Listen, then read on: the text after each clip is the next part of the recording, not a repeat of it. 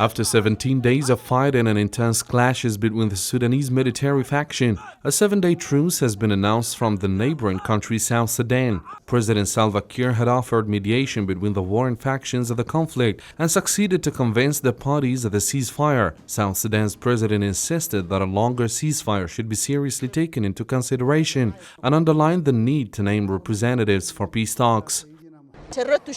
You have displaced the youth, women, the elderly are sleeping in the streets, in garbage dumps. We go to the bathroom in the open areas. You have displaced us and ruined our country. May God take revenge on you.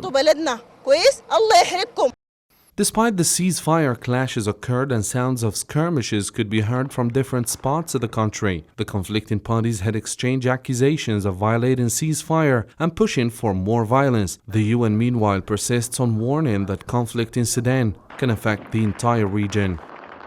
For WFP, our biggest concern right now is actually that if the conflict in Sudan doesn't stop soon, the ripple effect across the region is significant.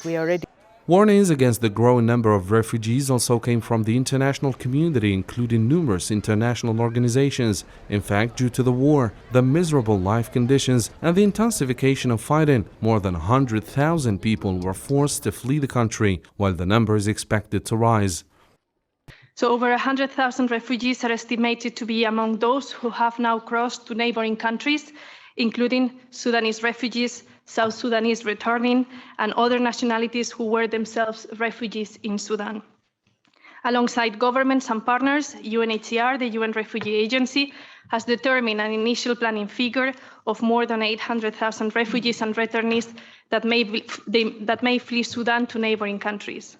Countries from different corners of the world are still racing against time to repatriate their nationals, while local residents are left to face their unfortunate fate, the direst situation since the military coup. Some of the victims of this civil war are stranded, and others internally displaced. Yet again, hope for a serious move to end this unbearable situation still arises.